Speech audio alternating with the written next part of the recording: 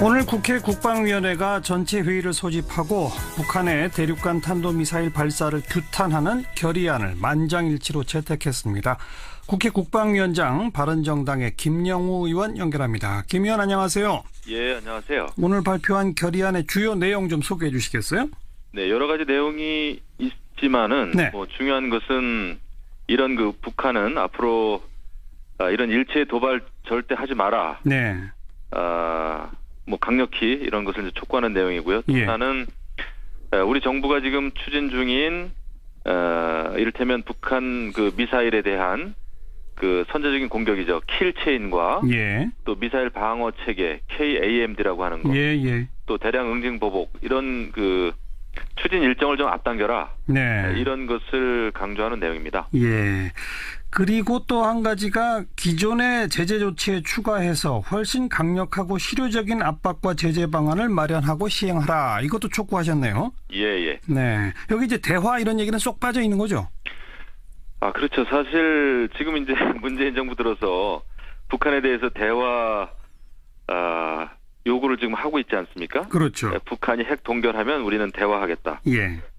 하지만은 지금 북한은 어제도 밝혔더라고요. 김정은이 미국의 어떤 대북 적대시 정책, 그다음에 또 미국의 핵 위협이 청산되지 않으면 절대 자기들은 미국이든 어디든 하고 핵 미사일 협상 없다. 네. 그러니까 완전히 지금 평행선을 달리는 건데요. 예. 우리가 아무리 대화를 얘기한들 북한은 지금 콧방귀도 안 끼고 있습니다. 예. 이런 상황을 우리가 직시를 좀 해야 되겠죠. 예.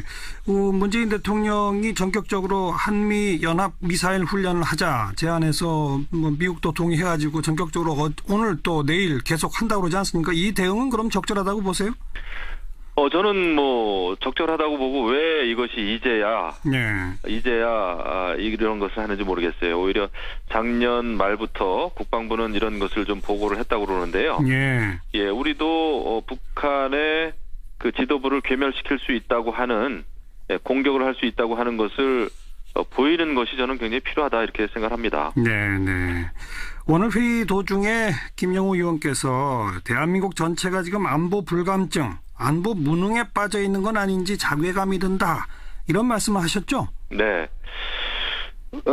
왜냐하면 지금 사실 문재인 정부 들어서도 벌써 6차례나 미사일 도발을 했고요. 그 이전에도 많이 했죠. 근데 이렇게 북한이 미사일을 쏘고 또 어제는 정말 ICBM 대륙간 탄도 미사일 성공했다라고 하는 방송이 나와도 이것이 그냥 일상적인 일로 느낀다는 거죠. 그냥 그런가 보다. 예, 그런가 보다 하고 국방부는 현안 보고하고 또 국회에서는 그냥 이런저런 좀 질타 좀 하고 그리고 또 끝나고요. 늘 대비태세 강화하겠다라고 하는 결론 아닌 결론이 내려지는데 이거 무언가 근본적인 변화 없으면 정말 이거 안 됩니다. 그리고 제가 여러 차례 안보 관련해서 기자회견도 많이 했는데 제가 이제 정치적인 발언을 세게 하면 뉴스가 좀 되는데 안보 이슈 가지고 기자회견하면 별로 뉴스가 안 되더라고요. 이것은 문제다 생각합니다. 그래서 근본적 변화 어떻게 해야 합니까? 이것은 북한이 지금 과거 김정일하고 지금의 김정은은 완전히 다른 성격이고 또 북한의 핵과 미사일 기술 수준이 김정일 시대하고는 완전히 다르다고 봅니다. 이랬을 때는 우리가 할 수 있는 압박, 제재 이런 것을 우리가 국제 공조는 물론이고요. 이런 걸 해야 되는데 지금 이제 대화와 압박을 병행하겠다 이렇게 나가니까 지금 또 이제 평창 올림픽에서 우리는 단일팀을 꾸리자 이렇게 하니까 북한 같은 경우에는 지금 스포츠 가지고 무슨 문제 해결하려고 하는 것은 너무나 순진하다. 그래서 반박을 하고 있어요. 맞습니다. 그러니까 완전히 지금 우리가 북한, 그러니까 한반도 안보 상황에 대해서 우리가 너무나 지금 순진하고 나이브한 정부입니다. 그래서 제재를 하더라도 국제 공조를 해서 어떻게 할 것인지 또 중국을 움직이기 위해서 우리 정부가 또 무엇을 해야 되는지 말이죠. 이런 상황인데 우리는 지금 있는 사드도 배치 못하고 있는 거 아닙니까 지금요? 그러니까 좀 한심하다는 생각이 들죠. 김영우 의원 말씀이 일견 맞게 들립니다만 우리가 할 수 있는 북한에 대한 제재와 압박은 지금 모든 걸 다 하고 있는 거 아닙니까? 추가로 우리가 할 수 있는 게 있을까요? 우리가 할 수 있는 거 있죠. 여러 가지 인권 문제라든지 이런 것도 우리가 좀 더 노골적으로 국제사회에 제기 좀 해야 되고요. 그다음에 중국하고 북한 그 사이. 그러니까 지금 이제 중국은 오히려 한미 동맹을 좀 틈새를 벌리려고 여러 가지 사드 관련해서도 그렇고. 그렇죠. 이렇게 나오는데 우리는 예를 들면은 북한에서 탈북자들이 중국에 많이 있다가 중국에서 또 이제 이런 탈북자들을 다시 북한으로 돌려보내고 말이죠. 이런 거에 대해서 우리는 전혀 문제도 제기도 안 하고 있습니다. 우리가 할 수 있는 저는 압박 많이 있다고 봐요. 근데 우리가 일관성을 유지를 못하니까 중국 눈치 보고 또 어떤 때는 뭐 다른 나라 눈치 보고 이러니까 도저히 우리의 어떤 대북 압박이 먹히지가 않는 거죠. 그런데 사실 미국이 주도하고 우리도 적극 동참하고 해서 지난 10년 동안 강한 압박을 했어요. 그러나 북한은 지금 변화가 없지 않습니까? 저는 제대로 된 압박을 안 했다고 봅니다. 오히려 우리가 압박한다는 말은 했지만 결국 숨통을 쥘 수 있는 키는 중국이 쥐고 있는데 중국은 미국이 강력히 계속 요구해도 마지막 숨통까지 쥐지는 않거든요. 근데 저는 미국도 중국을 움직이기 위해서 더 큰 노력을 해야 된다고 보고 아직까지 큰 노력을 안 했습니다. 근데 그나마 그 트럼프 대통령이 여러 가지 중국의 어떤 경제 문제라든지 통상 문제라든지 이거에 대해서 이제 압박을 가하니까 중국도 조금 변화하는 조짐이 있었단 말이에요. 그런데 여기서 우리가 이제 새 정부 들어서 이제 대화를 하자. 북한 핵 동결하면 우리가 대화하겠다. 또 심지어 문정인 외교안보 특보 같은 경우에는 그 전략 자산까지도 우리가 뭐 감축할 용의가 있습니다. 이렇게 나가니까 완전히 모든 것을 수포로 돌리는 거죠. 알겠습니다. 그러니까 지금은 더욱더 강력한 압박 국제공조를 할 때지 대화 운운할 때가 아니다 이 말씀이죠. 지금은 그렇습니다. 대화 운운을 한다고 해서 그게 먹히지가 않아요. 강대강으로 계속 가면 결국 해결할 수 있을까요? 누구도 장담 못합니다. 하지만 북한이 저렇게 그 대륙간 탄도 미사일까지 만들면 이것은 나중에 이제 이것이 완성되면은 그 다음에 북한이 주장하는 것은 뻔합니다. 주한미군 철수입니다. 그리고 미국은 한반도 문제에 대해서 손을 좀 떼줬으면 좋겠다라고 하는 거죠. 이제 그러면 우리가 할 수 있는 것은 두 손 드는 일밖에 없어요. 그런 상황까지 가지 않기 위해서 우리가 할 수 있는 일은 최대한 좀 해야 된다. 알겠습니다. 그겁니다. 오늘 여기까지 말씀드릴게요. 고맙습니다. 네, 감사합니다. 국회 국방위원장 바른정당 김영우 의원이었습니다.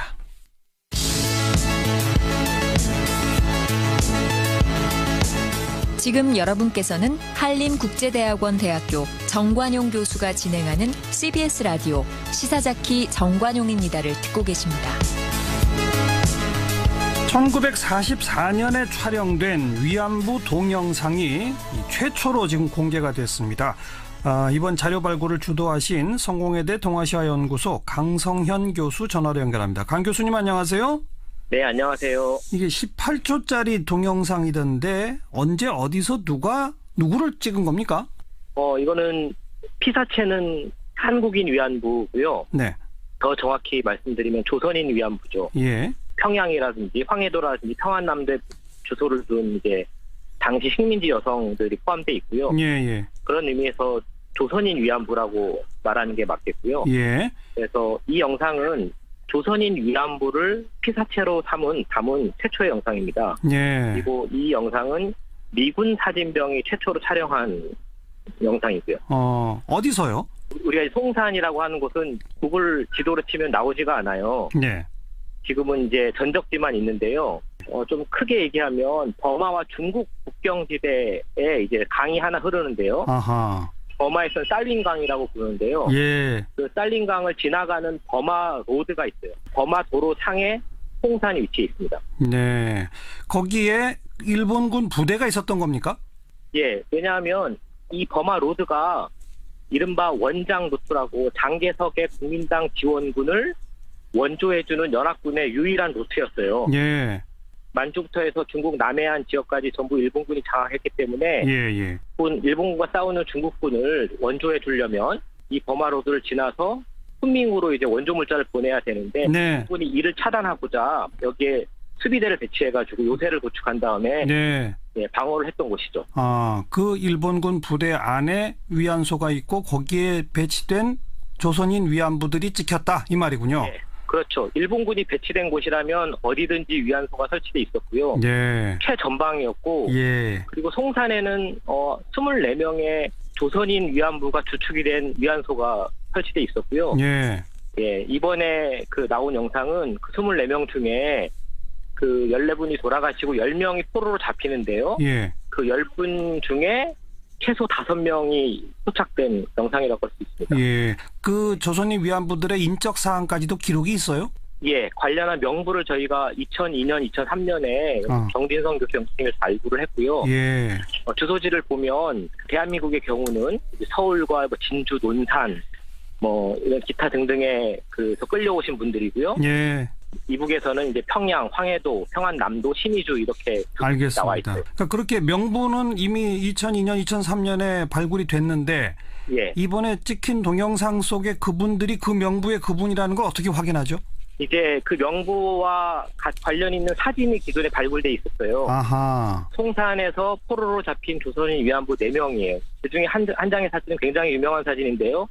그 임신해 있던 그 여성인데 많은 분들이 본 사진입니다. 그렇죠. 박영심 할머니가 2000년 국제여성전범 법정에서 이 임신한 여성이 바로 나다라고 지적을 하면서 다시 한번 이 위안부 문제에 관심을 갖게 하는 그런 계기가 됐던 사진이었죠. 그 사진 속에 등장했던 분들이 이번 동영상에 등장한다 그거군요. 5명 일치합니다. 그런데 이게 지금 최초로 공개가 됐어요? 그렇게 동영상에 전혀 없었습니까? 이렇게 자료라는 게 검색하면 나오는 자료들이 아니에요.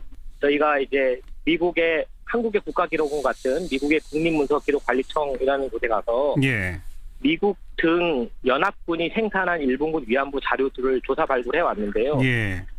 문서와 사진을 발굴해 왔고 최근에 이제 이번 영상을 2개를 발굴했는데 그 수준은 발굴 수준은 거의 서울에서 우리가 원하는 김서방 찾기 수준이에요. 그래요. 그러니까 미국의 아키비스트들도 자기들이 어떤 자료들이 있는지 다 파악하고 있지 못한 상태고 카탈로그나 목록도 다 작성돼 있지 않아요. 그러면 필름 같은 걸 하나하나 다 돌려가면서 봐야만 확인되는 거로군요. 수백 수천 밀통에 담겨져 있는 필름들이 알겠어요. 굉장히 많고요. 그중에 저희가 타깃팅 조사를 해서 200여 통 정도로 추린 다음에 그걸 일일이 확인을 했어요. 저희가 이번에 18초짜리를 발굴했지만 그 릴통은 한 1시간짜리 영상이 여러 영상들이 담겨져 있는 사진이고 릴통이고 그중에 18초를 저희가 찾아낸 거죠. 꼼꼼히 보셔야 되는 거군요. 이게 근데 이 연구팀이 서울시하고 서울대학교 인권센터가 주축이 돼서 연구팀이 만들어졌다고요? 이거 왜 서울시랑 서울대 인권센터가 주축이 됐어요? 정부 차원이 아니고? 원래 서울대학교 인권센터에 정진성 교수님이 계셨어요, 소장으로. 정진성 교수님은 한국의 위안부 연구와 운동에 있어서 선구자시고요. 그렇죠. 그분이 이제 많은 문제의식을 가지고 위안부 연구의 바탕을 이제 키워놓고 외교적 역량을 키우기 위해서는 자료가 필요한데 그간 25년 동안의 김학순 할머니 증언 이후 위안부 연구와 운동이라는 게 좀 너무 운동에 매몰돼 있었다라는 문제의식을 갖고 있었어요. 그리고 자료도 사실 다 일본 자료, 일본군 위안부 자료는 다 일본 자료라고 생각하시는데 사실은 일본에 있던 모든 자료들은 전부 연합국과 미국의 노예가 압수됐던 자료들을 다 되돌려 받은 자료거든요. 그래서 미국 자료를 통해서, 그러니까 미국이 압수했던 자료들을 통해서 일본 자료들을 여기서 확인해 볼 수 있어요. 미국이 생산한 자료들도 확인할 수 있는데요. 이런 자료들을 좀 세계적으로 조사 수집해야겠다라는 문제의식을 가지고 서울대 인권센터가 시작을 했고, 이후에 이제 여성가족부의 지원을 받기로 했고, 국회에서 3억 예산이 나왔고요. 우리가 사업자 선정이 된 적이 있는데요. 언론 보도가 많이 됐는데 협의치 않은 이유로 한일 합의 직후에 저희 사업이 취소가 됐어요. 일방적으로 취소를 당했고요. 그래요? 그리고 그 이후에 이제 서울시가 이 사실을 알고 사업팀을 이제 재정적으로 프로젝트를 이제 진행할 수 있도록 지원해 주었어요. 그러니까 원래는 여성가족부가 3억 지원하기로 확정이 된 게 한일 간 이른바 합의라는 거 있은 이후에 취소돼 버렸다? 그리고 그 3억은 화해치유재단으로 들어갔던 걸로 알고 있어요. 화해치유재단으로 그 3억이 들어갔대요? 저희 돈만 들어간 게 아니고 위안부 관련 시민단체나 여러 연구 예산들이 전부 이제 화해치유재단 쪽으로 예산이 들어가서 쓰다가 그 2016년 12월쯤에 다시 이제 뭐 국회에서 문제 삼고 여러 가지가 부랴부랴 문제가 되면서 이렇게 다시 또 다른 방식으로 뭐 그 예산에 그 편성들이 있었던 것 같긴 한데요. 알겠습니다. 16년 상황입니다. 네. 그 앞으로 더 연구가 진행되면 더 많은 자료나 동영상도 또 추가 발굴이 가능하겠네요. 저희가 지금 미국 자료만 한 3, 4년째 진행해 오고 있고요. 네. 이미 충분히 많이 찾았어요. 그래서 250여 건 수천여 장을 찾았는데요. 이걸 이제 대중화시키고 사회 혹은 연구자 혹은 외교 관련한 일에 그 쉽게 접근 가능할 수 있도록 활용될 수 있도록 이제 그런 것들을 편찬하고 발간하는 작업들을 이제 진행하고 있고요. 추가로 이제 미국뿐만 아니라 영국과 기타 연합국 소속 그 자료기관들을 자료 조사 수집 계획에 있고 진행하고 있습니다. 이제는 정권도 바뀌었으니까 정부에서 예산 지원하겠죠? 뭐 그렇겠죠. 아무래도 너무 힘들었네요 그동안. 수고하셨습니다. 고맙습니다. 네, 감사합니다. 성공회대학 동아시아연구소 강성현 교수였습니다.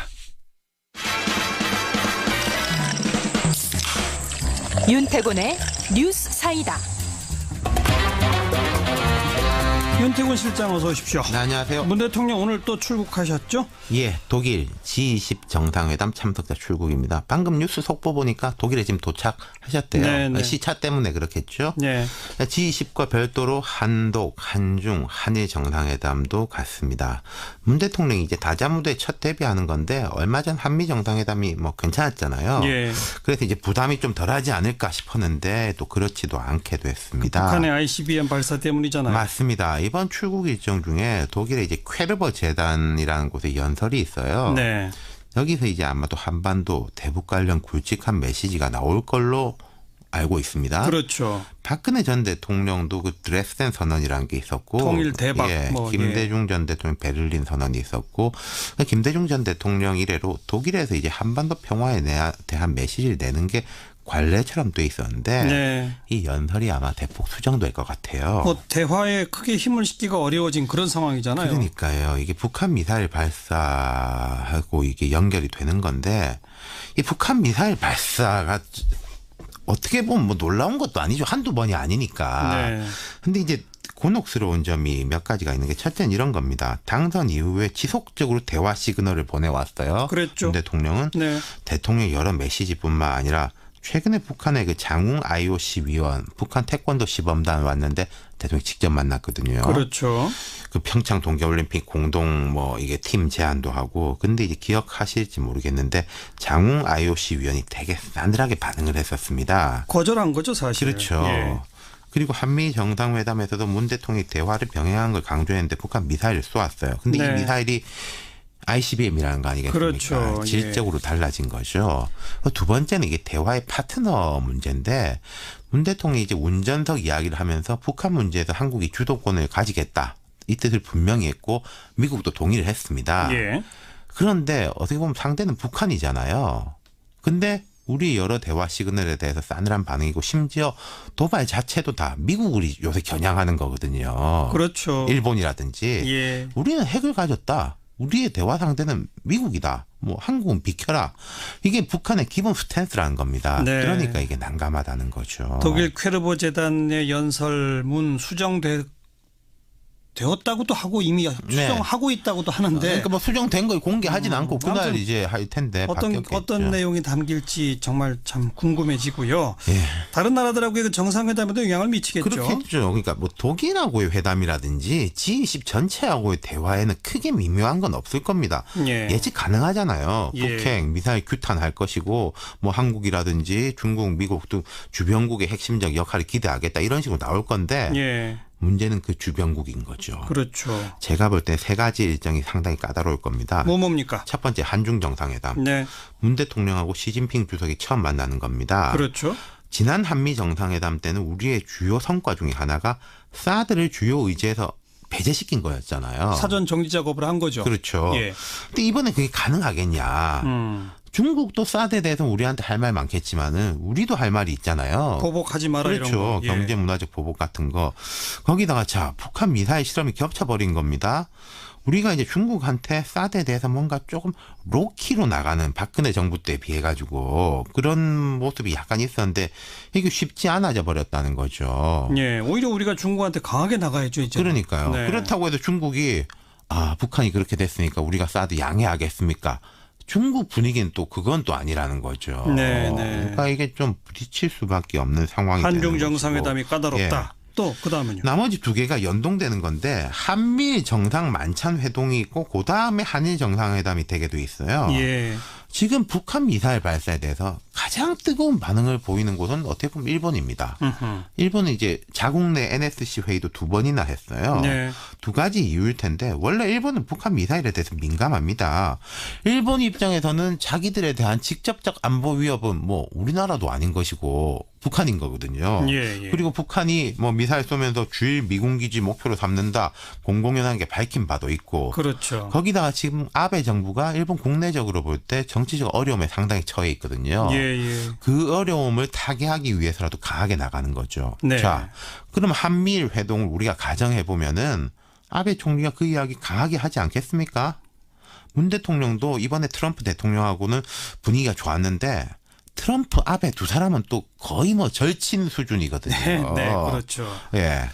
그러면은 또 미국은 트럼프 정부 때뿐만 아니라 오바마 정부 때부터 한미일 안보 협력 강화하고 과거사 문제에 대한 합의를 강력하게 원했었습니다. 그랬죠. 그러니까 이제 전 정부 때 위안부 합의도 실은 미국을 떼놓고 보기 어려운 거거든요. 미국 압력 때문이라고도 볼 수 있죠. 그렇죠. 네.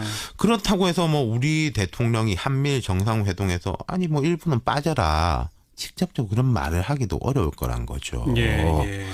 그러니까 또 그 자리에서 위안부 문제를 심도 깊게 논의하는 것도 쉽지 않을 수 있는 거고요. 그리고 그 후에 이제 바로 한일 정상회담이 또 열린다. 맞습니다. 예. 그게 연결되는 거죠. 그러니까요. 그러면 이제 아베는 분명히 한미 그 회동, 이건 정상회동만 아니고 만찬회동인데 거기서 분위기 딱 잡아놓고 네. 운을 띄워놓고 한일 정상회담에서 자기 하고 싶은 이야기 세게 하겠죠. 예. 그럼 두 가지죠. 결국 이제는 북한 문제하고 위안부 문제인데 아베는 아베대로 위안부 그 소녀상 철거하겠다라고 말하겠다고 국내에서 밝혀놓은 바가 있습니다. 그렇죠. 그러면 어떻게 보면은 한일 정상회담이라는 게 서로 자기 말하고 헤어지는 그런 게 될 수도 있는 거죠. 예. 뭔가 의미 있는 합의 사항 이런 걸 끌어내긴 좀 어려운 여건이다. 네, 그런 상황이 돼버렸습니다. 네. 수고하셨습니다. 감사합니다. 윤태권 실장이었고요. 자, 1부 마칩니다. 7시 5분 2부에 다시 올게요. 2부 시작합니다. 오늘은 주요 뉴스 생생한 소리로 들어보는 사운드 오브 뉴스로 출발해 볼까요? 김민아 기자 어서 오세요. 안녕하세요. 네, 첫 번째 들어볼 소리는요. 이 햄버거를 먹고 병에 걸려서 장애를 갖게 된 어린이들의 가족들이 이 맥도날드를 고소했는데 관련해서 소리를 들어보시겠습니다. 설사에 피가 섞여서 나오더라고요. 11시 반 조금 지났는데 애가 갑자기 새우처럼 이렇게 배를 딱 꼬라앉더니 아이고 배야 엄마 나 좀 도와줘 그러더라고요. 네. 이 어떻게 된 사건인지 우선 개요를 좀 소개해 주세요. 오늘 고소인 측 기자회견에서 밝힌 내용들을 이제 요약을 해보면요. 작년 9월에 4살 어린이 모양이 경기도 평택에 있는 한 맥도날드 매장에서 햄버거를 먹었는데 2-3시간 후에 복통을 느끼면서 이제 이런 이제 의혹이 시작된 거죠. 예. 증세가 좀 심해지고 설사에 피가 섞여 나오면서 중환자실에 입원을 하게 됐는데 용혈성 요독 증후군 진단을 받았다고 합니다. 이 모양은 2달 뒤에 이제 퇴원을 했는데 신장 기능이 한 90% 가까이 손상이 돼서 아이고. 하루 10시간씩 지금 복막 추석을 해야 하는 상태라고 합니다. 용혈성 요독 증후군 이게 뭐예요? 이게 이제 장출혈성 대장균 감염증의 일종인데 이런 종류의 이제 증상 중에서도 제일 증상이 심한 것으로 알려져 있습니다. 예. 이 원인균에 의해서 대장과 신장 등등이 이제 공격을 쭉 받아서 제대로 기능을 할 수 없게 돼서 이 신장이 작동을 안 하니까 요독이 이제 혈액중에 쌓여서 이제 여러 가지 문제를 일으키는 것이거든요. 네. 이 원인균으로는 5157 대장균이 잘 알려져 있는데 아마 많이 들어보셨을 겁니다. 이게 이제 과거에 소의 대변에서 발견돼서 뭐 미국의 쇠고기의 어떤 그 수입 과정에서도 이게 문제가 되고 뭐 그런 여러 가지 사건들이 있었죠. 예. 또 이 병은 햄버거병이라고도 불리는데 1982년에 미국에서 햄버거에 의한 집단 발병 사례가 보고됐기 때문인데요. 이 햄버거 이 패티라는 게 여러 부위의 고기를 이제 섞어놓은 그런 것 아니겠습니까? 그래서 원인균이 증식하기에 좋은 환경에 놓여져 있기 때문에 이런 사건이 발생할 수 있다라고들 보는 것 같고요. 그렇기 때문에 이 갈거나 또 다져서 뭉친 고기의 경우에는 반드시 다 익혀서 먹어야 된다. 이런 이제 권고들이 나오고 있습니다. 맥도날드 측은 어떤 입장을 밝히고 있습니까? 지금까지 맥도날드 측이 이제 해명을 한 내용을 보면 이 햄버거 패티를 기계로 한 번에 6개씩 200도 이상 고온으로 정해진 시간 동안 굽도록 그렇게 돼 있기 때문에 패티가 덜 익혀져서 나올 수가 없다 이런 것이거든요. 네. 그렇지만 피해자 측은 그릴의 설정을 잘못했거나 또 정해진 위치에 이 패티를 놓지 않아서 가열한 경우에는 제대로 조리가 이루어지지 않을 수 있다 이렇게 반론을 하고 있습니다. 피해자 측은 이런 주장을 입증하기 위해서 이 CCTV에 대한 증거 보전 신청을 한 상태인데요. 예. 어쨌든 오늘 맥도날드는 조사를 통해서 정확한 원인이 밝혀지길 바란다면서 적극적으로 조사에 협조하겠다 이런 입장을 내놓은 상태입니다. 이건 좀 지켜봐야 되겠네요. 그렇습니다. 다음 뉴스 들어보죠. 우리가 꿈을 가지고 있는 한 희망이 있습니다. 그리고 희망을 가지고 있는 한 우리는 살아갈 의미가 있습니다. 학생들한테 그 말씀 드리고 싶고요. 노력을 한다고 해서 다 성공하는 건 아닙니다. 다 저처럼 되는 건 아니에요. 그런데 노력을 하는 사람들이 좀 더 그래도 성공을 할 수 있도록 사회적 분위기를 우리가 만들어줘야 됩니다. 이 말씀하시는 분이 누굽니까? 오늘 조재현 대법관 후보자 인사청문회 진행됐는데 예. 거기서 이제 그 견학을 온 중학생들에게 한마디 해달라 이렇게 요청을 하니까 후보자가 여기에 대해서 발언하는 그런 대목이었습니다. 조재현 후보자 소개 좀 해주세요. 약간 특이한 이력을 갖고 있는 사람인데 덕수상고를 졸업했다고 하고요. 한국은행에 취업을 한 상태에서 낮에는 일하고 밤에는 공부하면서 성균관대 야간대학에서 공부를 하면서 이제 그 사법시험에 합격을 한 거죠. 예. 1980년에 수석 합격해서 판사가 됐고 수석. 그렇습니다. 1993년까지 재직을 했다고 하고 이후부터는 24년간 변호사로 일하면서 뭐 언론중재위원회라든지 여러 가지 이제 활동을 해온 바 있습니다. 예. 판사 시절 판결 중에 화제가 된 부분을 좀 소개해드리면요. 1월 서각이라는 사회과학 출판사가 12대 국회 첫 번째 회기 종료 후에 야당 의원 13명의 국회 발언 속기록을 책으로 출판을 했었는데 이게 이제 안기부에 의해 압수수색을 당한 그런 사건이 있었거든요. 여기에 대해서 무죄 선고를 하는 이런 판결을 내린 바 있고요. 예. 또 1987년에 동해에서 어로 작업 중에 납북됐다가 귀환한 어부가 있었는데 간첩 혐의를 받고 이제 그 재판에 붙여진 거죠. 근데 이 당시에 주심 판사를 맡아서 무죄를 선고한 이런 일을 갖고 있습니다. 네. 오늘 청문회에서는 또 여러 가지 소신 발언도 내놨다면서요? 그렇습니다. 사법부의 전관예우 관련한 질문들이 많이 나왔는데요. 여기에 대해서 조재현 후보자는 전관예우가 전혀 없다고 그렇게 부인하기는 어렵다. 국민들로부터 사법 불신을 받는 큰 요인이 아닐까 생각한다. 이렇게 좀 시원하게 인정하는 그런 모습을 또 보였습니다. 예. 그러면서 대법관이 되면 제도적 개선 방법이 있는지 연구를 해서 적극적으로 의견을 개진하겠다. 이렇게도 얘기를 했고요.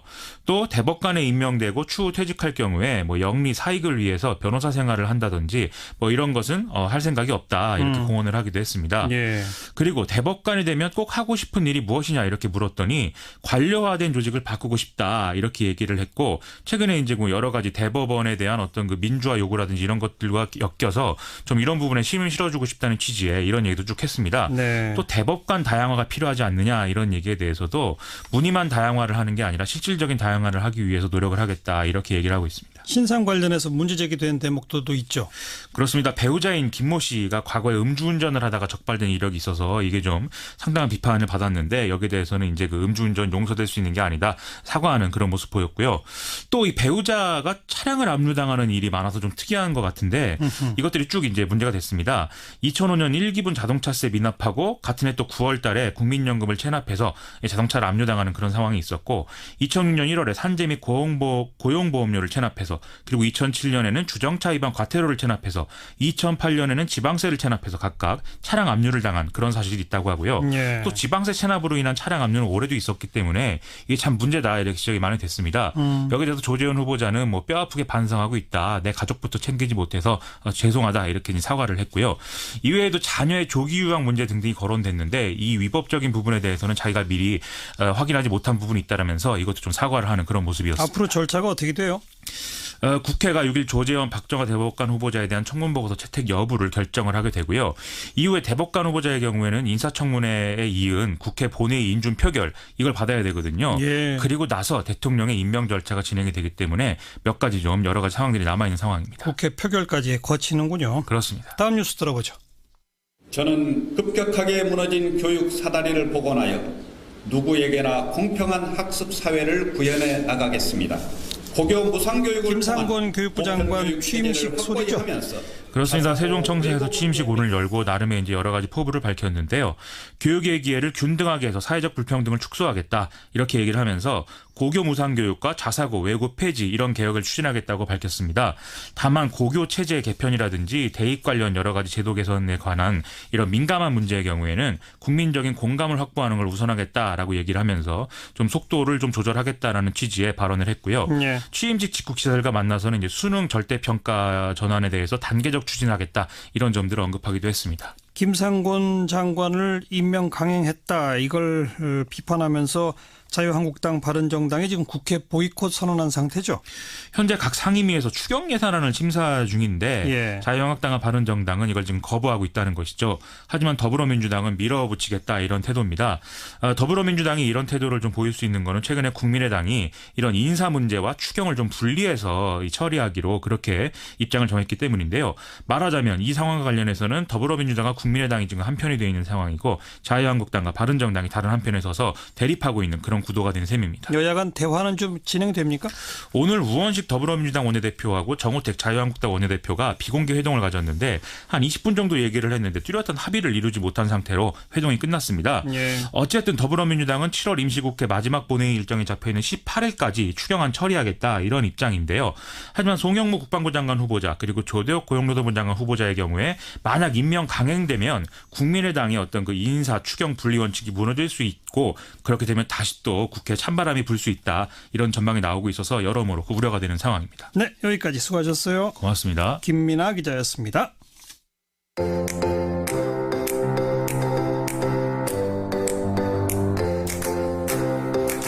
오늘의 댓글입니다. 오늘 오전 열린 국회 국방위 전체 회의에서는 북한의 ICBM 발사 규탄 결의안이 만장일치로 채택됐는데요. 관련해서 국방위원장 김영우 의원과 인터뷰 나눠봤습니다. 강경한 제재가 필요하다 하는 김 위원장의 주장에 6527번님의 많은 분들이 그럼 대체 구체적인 방법이 뭐냐 이렇게 되묻는 문자를 보내주셨는데요. 그 외의 내용들도 좀 더 소개해드리겠습니다. 박선식님, 북한이 왜 미사일을 쏘는지 근본적인 이유를 파악하지 못하고 제재만 한다면 진짜 안보는 없습니다. 1202번님, 북한이 대화 요구에 콧방귀를 뀌지 않는다면 제재에는 콧방귀를 낄까요?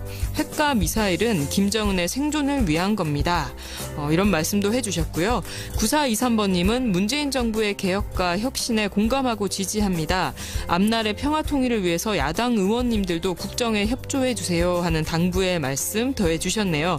북한의 ICBM 발사 흑폭풍이 정치권에 아주 거세게 불고 있는 요즘입니다. 지금까지 오늘의 댓글이었습니다.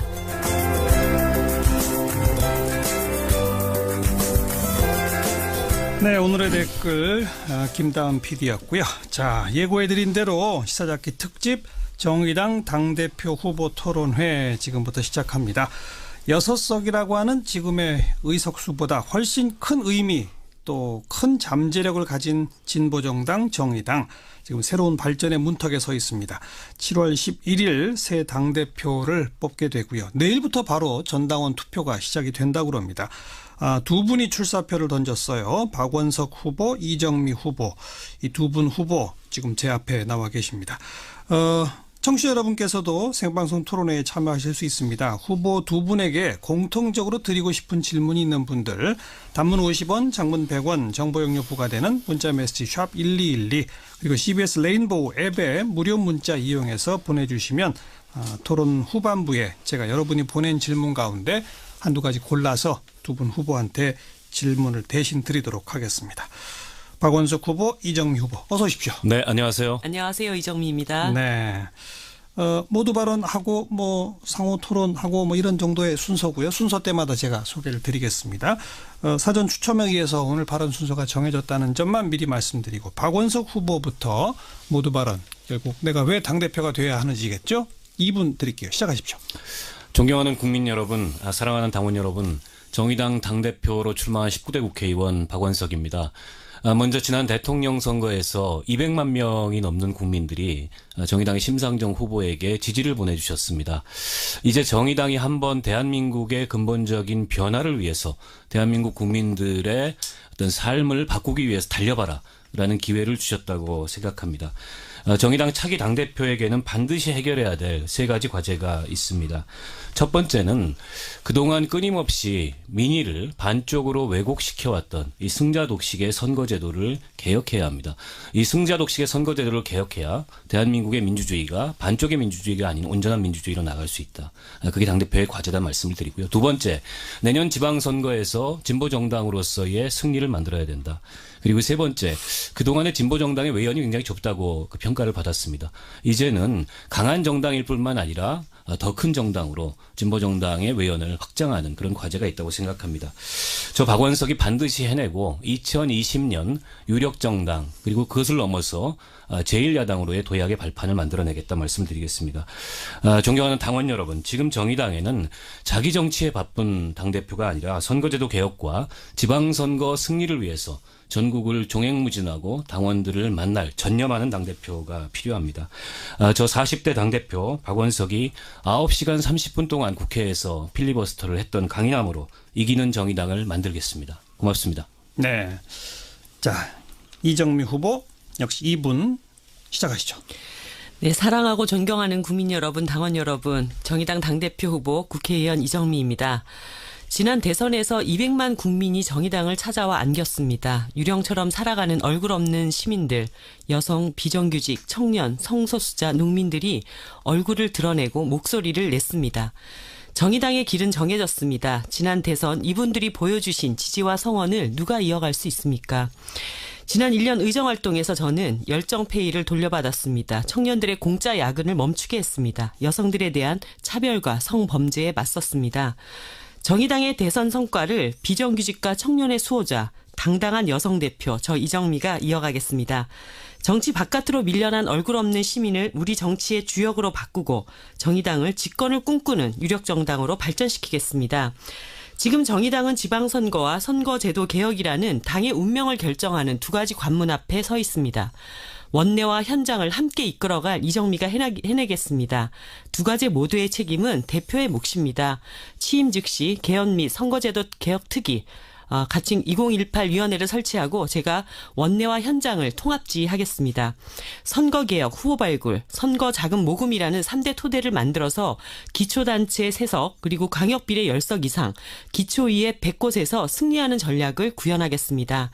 다른 누가 아니라 대표가 책임지고 이 과제를 끌고 가는 강한 당대표가 되겠습니다. 이정미가 반드시 지난 대선에서 정의당에 보여주신 지지에 보답하는 유력정당, 민생 제1정당을 만들어 나가겠습니다. 감사합니다. 네. 2분 다 2분씩 시간을 드렸는데 한 20초가량씩 남기셨어요. 네. 상당히 여유 있는 모습 일단 보기 좋습니다.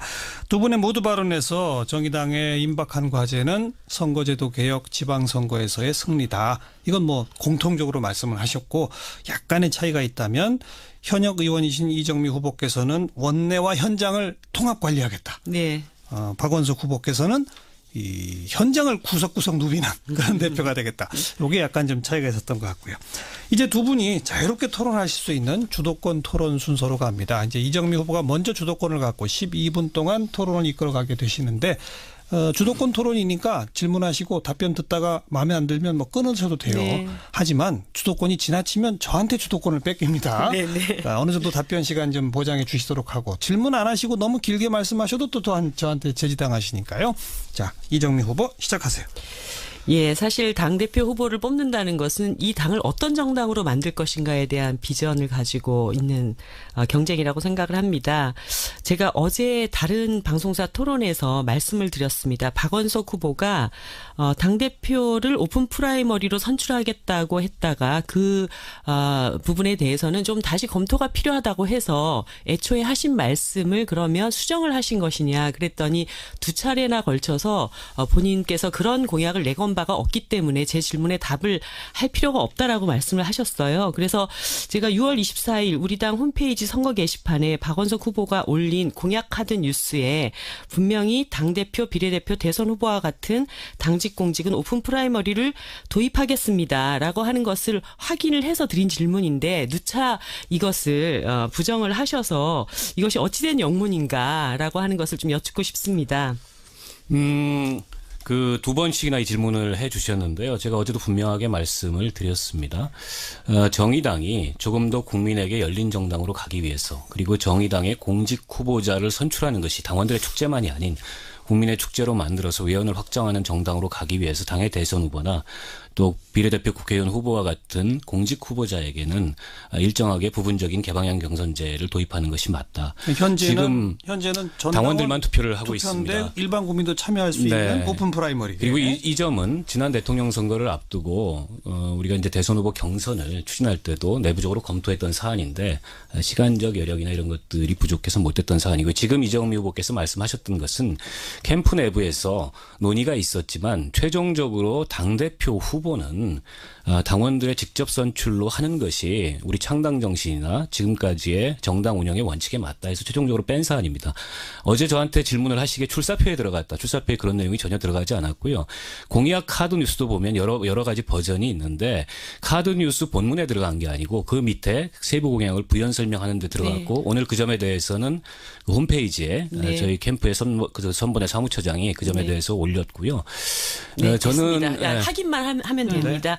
어쨌든 제가 이제 어저께 말씀드렸던 것은 당의 대표를 뽑는 선출은 어쨌든 당원들에게 직접 투표권을 주는 것이 옳다라고 하는 원칙을 다시 확인을 하고자 했던 것이었고 그 원칙에 이견이 없습니다. 네, 그렇게 다시 그것을 수정했다면 다행이라고 이견이 없습니다. 아니 지난번에 두 차 그 문제에 대해서는 좀 더 검토가 필요하다고 그때 분명히 말씀을 하셨고 그래서 첫 번째 토론에서 그렇게 말씀을 하셨고요. 공약이라는 말씀 아니잖아요. 이러면 또 다시 확인을 해야 되지 않습니까? 말을 자꾸 바꾸시지 말고 말 바꾸는 거 없어요. 지난번에 한겨레 TV에서 말씀을 하셨을 때는 검토가 필요하다. 그래서 어저께 그래서 수정된 것이냐 그런 말을 한 바가 없다. 이렇게 얘기하셔서 오늘 다시 확인을 해보니까 그 얘기가 있는데 캠프 내 일부의 의견이고 본인은 그렇게 생각하지 않는다라고 답을 하셨기 때문에 그 확인 절차는 이렇게 좀 마무리를 하겠고요. 제가 이제 이 오픈 프라이머리 관련해 가지고 계속 말씀을 드렸던 것은 어쨌든 박원석 후보께서 우리 당의 당직 공직 선출 과정에 대해서 이 문제를 굉장히 강조를 했고 단순히 이 문제뿐만 아니라 우리 당의 어떤 강화 방안에서 외부 인사 영입이라든가 오픈 프라이 문제라든가 촛불 정계 개편 등 이런 이제 표현들을 하셨습니다. 그런데 이 이야기들이 전부 어떤 것이냐면 우리 당 강화를 해나가는 데 있어서 박원석 후보의 시선이 당 내부에 있는 것이 아니라 다 당 바깥에 있다라고 하는 점을 제가 지적을 드리고 있는 것입니다. 외부에서 어떤 영향이 들어오지 않는다면 우리 당은 좋아질 수 없다라고 하는 그런 진단을 내리고 있는 것인가. 우리에 대한 시선이 어디에 가 있어야 하는 것인가. 박원석 후보는 우리 당의 저력과 자신감, 당원들에 대한 신뢰감이 좀 보이지 않는다. 이런 말씀을 드립니다. 물론 우리 당이 굉장히 큰 정당이거나 완성된 어떤 정당은 아니지만 지난 5년 동안 우리 당의 어떤 그 저력을 믿고 당원들을 믿고 자신감을 키워나가고 있는 이때에 우리 당의 어떤 그 비관적인 전망 속에서 바깥에서 뭔가 세력을 더 끌어들여야지 당이 확대된다. 외연이 확장된다. 이런 관점에 대한 지적을 드리는 것입니다. 답변 한번 들어보죠. 제 출마 선언문을 잘 안 읽어보신 것 같아요. 거기서 지난 대선의 성과에 이어서 당의 그 역량을 어떻게 강화할 건지에 대해서 제가 여러 가지 공약도 제시를 했고 또 비전도 제시를 했습니다. 지금 말씀은 굉장히 저의 주장을 곡해하는 거고요. 우리가 지난 대통령 선거를 통해서 비정규직이나 청년이나 여성이나 노동이나 이런 새로운 지지 기반을 획득한 거는 굉장히 정치적으로 의미 있는 일이고 그만큼 정의당이 안으로 강해진 것입니다. 그 속으로 더 깊이 뿌리 내리고 조직을 강화해야 된다는데 전혀 이견이 없습니다. 다만 그것으로 집권하는 정당으로 갈 수 있느냐. 이정미 후보께서는 유력정당 집권정당을 얘기하면서 계속 똑같은 말씀을 하세요. 근데 그것만으로 집권정당으로 갈 수 있느냐. 집권정당으로 가기 위해서는 기존의 진보정치가 포괄하지 못했던 영역, 미래에 우리가 우리의 의제로 끌어안아야 될 영역들까지 과감하게 이 당의 외연을 넓히기 위한 기획이 있어야 되고 당대표를 출마한 사람이라면은 그런 적극적인 정치적 상상력과 기획력을 가지고 설계를 할 수 있어야 된다. 이 말씀을 드린 거예요. 진보정치가 포괄하지 못했던 영역을 이번 대선을 통해서 찾은 것입니다. 것입니다.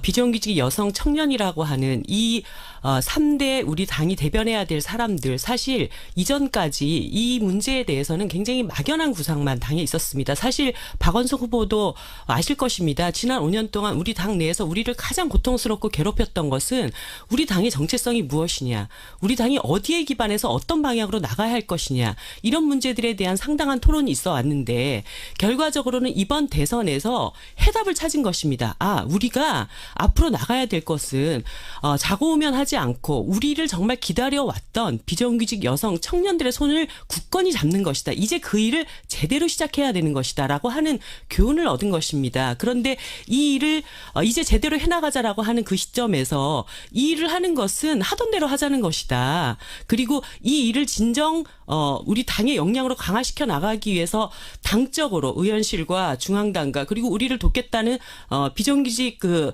노무사들, 상담 노무사들과 함께 저희들이 이제 비정규직 상담 창구라는 것을 만들었습니다. 일명 비상구라고 해서 이분들의 삶을 대변하는 활동들을 벌여왔었고 이런 활동을 민주당의 을지로위원회와 같은 격으로 그냥 치부해 버린다든가 우리의 어떤 노동을 대변하는 이런 소외된 노동을 대변하는 일들을 노무사가 하는 일이다. 이렇게 치부해 버리신다든가 이런 것들은 지금 우리 당이 실제 두 발을 어디에 딛고 가야 되는 것인가에 대해서 너무 가치 평가를 이렇게 낮게 하는 것이 아니냐. 그 부분을 명확하게 하고 이 당을 어떻게 키워나가야 될 것인가에 대한 그런 구상이 너무 미약한 것이 아니냐 그런 지적을 드리는 것입니다. 그런 구상이 미약하지 않고요. 이정미 의원께서 주로 성과로 얘기하시는 우리 비정규직들의 체불임금을 국회 의정 활동을 통해서 받아낸 거는 굉장히 훌륭한 활동의 성과고 소중한 성과죠. 당연히 이후에도 우리 정의당의 그 하나의 활동 패턴이고 활동 방식이고 전략이어야 된다고 생각합니다. 그 점에 대해서 전혀 부정하지 않아요. 제가 말씀드리는 거는 그것만으로 가능하냐 이 말씀을 드리는 겁니다. 그런 활동에 우리가 주력하지 않거나 그런 활동을 약화시켜야 된다거나 혹은 거기에는 어떤 전략과 자원을 배분하지 않고 당 밖을 향해서만 신경을 쓴다고 저의 주장을 오해하시거나 곡해하시는데 그런 게 전혀 아니라는 점을 좀 분명히 말씀을 드리고요. 그리고 여성 청년 노동이라는 이 세 가지 3대 그 정의당의 어떤 전략적인 말하자면 강화 방향, 조직 강화 방향에 대해서 실은 이번 대선을 계기로 우리가 찾았다고 얘기하시는데 그렇지는 않습니다. 이미 5년 전에 정의당은 비정규직의 정당이 돼야 된다. 이런 방침을 세웠었고 다만 그 구체적인 방법이나 혹은 실천적인 성과를 잘 찾지 못했던 것인데 이번 대선을 통해서 우리가 노동이 당당한 나라라는 정의당의 핵심 가치를 전면에 내걸고 선거를 치렀는데 이게 오히려 이 시대적 그 과제에 맞고 시대 정신에 맞음으로 인해서 많은 분들이 거기에 지지를 보내고 또 표를 던지고 그거에 스스로 우리도 놀랬기 때문에 이 방향이 맞구나. 우리 총노선이 이거보다라는 걸 확인하는 거죠. 그렇습니다. 그것을 온전히 체득하고 우리 당의 정체성에 대해서 전당적인 합의가 이루어졌다라는 점. 그래서 당이 온전히 이 일을 우리가 대변하려고 하는 사람들을 위한 일을 함께 추진해 나갈 수 있는 당이 되었다는 점. 이 점이 굉장히 중요하다고 봅니다. 그것과 외연 확장이 반드시 시간적으로 선후여야 됩니까? 아니 외연 확장이 선후는 제가 말씀드리는 외연 확장은 우리 당이 대변해야 될 사람들을 훨씬 더 아래에서 깊고 넓게 만나는 것이 외연 확장이다. 박원석 후보가 얘기하는 것처럼 그 일은 더 열심히 잘하고 바깥에 있는 여러 시민사회단체들을 만나서 그분들을 끌어들이고 그분들이 그냥 들어오시지 못한다고 한다면 당을 새롭게 만드는 것까지 검토해 볼 수 있다라고 하는 그 점에 대해서 저는 동의하지 않는다. 그 그건 말씀을 외연 드리는 확장이 겁니다. 아니라고 보시는군요. 그런 식의 외연 확장보다 우리가 더 주목해야 될 일이 있다라고 하는 것입니다. 그러니까 지금 외연 확장에 대한 개념이 다른 겁니다. 네, 서로. 그렇습니다. 네, 이정미 후보 아직 2분여 남아 있습니다.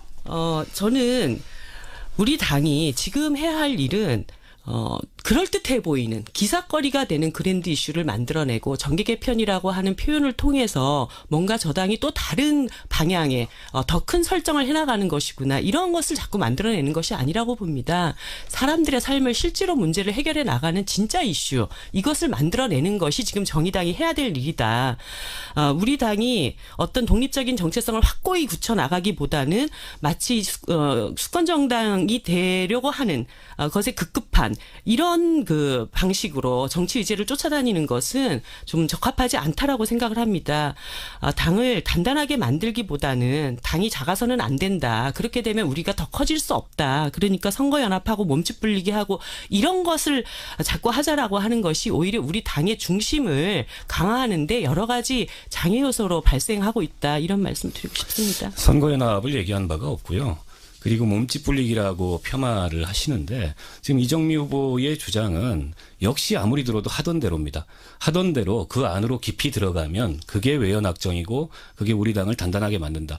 당을 단단하게 만들자는 거에 대해서 우리 당원 누가 반대를 하겠습니까? 그리고 정의당의 정체성이 그러면 이전에는 없었냐? 아닙니다. 정의당은 노동 기반 정당이라는 점을 이미 수년 전에 분명히 했고 그 정체성을 강화하기 위해서 노력해 왔습니다. 네, 제 주도권 토론이니까 시간이 없어서 조금만 말씀드릴게요.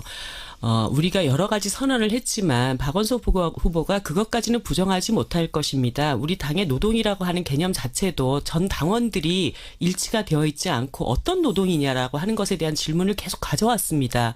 그러다가 이번 대선에 그것을 확인을 한 겁니다. 그것은 인정하시잖아요. 우리가 노동 여성 청년이라고 하는 이 구체적인 어떤 상을 가지고 온 당의 어떤 하나의 정체성으로 일체감을 느낀 과정이었다는 말씀을 드리고요.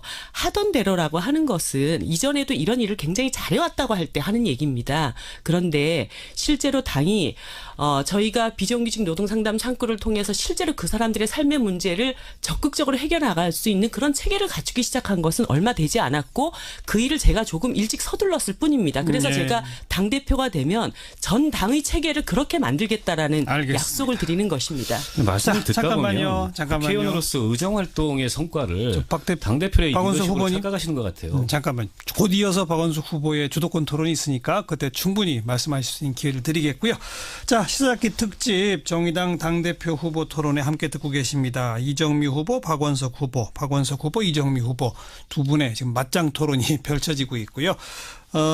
청취자 여러분들의 문자나 또 참여들도 상당히 늘어나고 있는데 예상보다 토론이 매우 뜨겁네요. 뭐 이런 반응도 지금 나오고 있습니다. 이정미 후보의 12분 주도권 토론을 들으셨고 독립적 정체성, 내실 확충, 외연 확장, 그리고 변화, 뭐 약간씩의 방점이 어느 쪽에 조금 더 무게중심이 찍혀 있느냐 그런 차이점들을 느낄 수 있는 토론이었어요. 이제 박원석 후보가 바로 받아서 12분 주도권 토론. 예, 주도권 토론 전에 이제 앞선 토론에서 조금 부연 말씀을 드리자면 그 이정미 후보는 저의 외연 확장 주장을 당의 조직적인 강화, 당의 정체성 강화와 조직 강화에는 관심이 없고 외부로 한눈을 파는 듯한 그런 식의 그 표현으로 폄훼를 하시는데 그렇지 않다는 점을 분명히 말씀드리고요. 반대로 제가 좀 여쭤보겠습니다. 그러면 우리가 노동, 청년, 여성, 비정규직처럼 지난 대통령 선거를 통해서 강화된 어떤 우리가 대변해야 될 그런 계층과 그런 대상들 속으로 더 깊이 들어가는 것만으로 정의당의 외연 확장과 집권 가능성을 갖는 그런 어떤 정당으로의 확대 이게 가능하다고 보십니까? 저는 이제 시작이라고 봅니다. 그 아래로의 더 깊은 외연 확장을 이제 시작하는 것이고 훨씬 더 강화해야 된다고 봅니다. 그러니까 정의당을 민생 정당으로 제대로 된 반석에 올려놓을 때 그 위에서 여러 가지 어떤 지지가 확대되는 어떤 과정들이 나아가는 것이지 이 일을 하던 대로라고 폄하하면서 시민사회단체, 외부 영입인사 이런 것으로 저는 당이 확장된다고 절대 보지 않습니다. 제가 주도권 토론이니까 말씀을 드릴게요. 저는 지금까지 정의당이 창단돼서 이제 5년 넘게 왔는데요. 그동안에 정의당이 해왔던 활동과 성과 어려운 가운데서도 그 원내가 하나가 돼서 만들어왔던 그런 정치 과정은 정의당이 민생정당을 위해서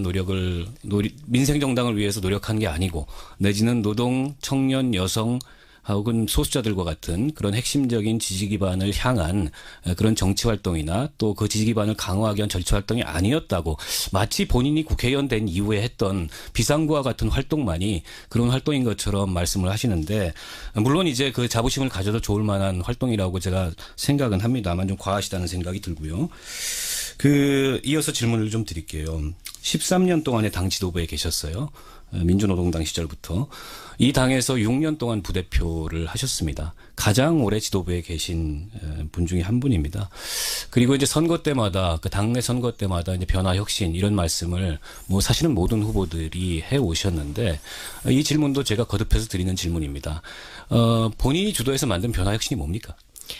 일단 이걸 먼저 말씀드리고 싶습니다. 우리 당에 당원들이 대거 들어올 때가 3번의 기회가 있었습니다. 한 번은 노유진의 정치 카페를 통해서 와, 이 정당에 굉장히 멋진 사람들이 있다. 두 번째는 심상정 후보의 어떤 사자후 발언과 같은 이 당에 정말 든든한 언니가 있네. 이렇게 들어오신 당원들이 있습니다. 그 다음에 가장 많은 입당을 시킨 사람이 접니다. 근데 제가 주로 입당시킨 분들은 삶이 너무 간절해서 오신 분들입니다.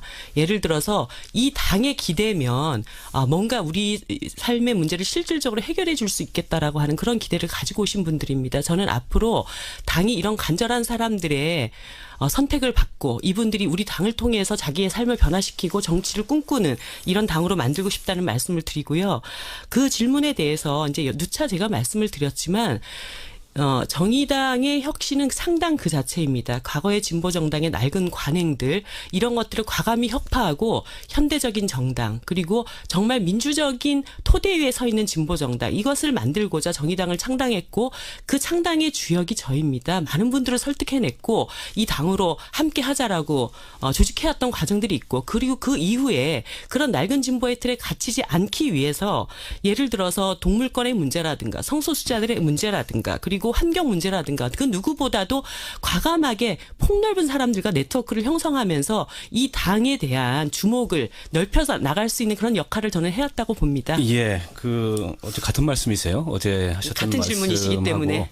그러니까 정의당의 창당이 물론 이제 기존의 진보 정당의 여러 가지 밖으로부터 지적받았던 낡고 폐쇄적인 모습을 극복하는 그런 혁신의 과정이었다는 점에 대해서 부정하지 않고 저 역시 창당 멤버입니다.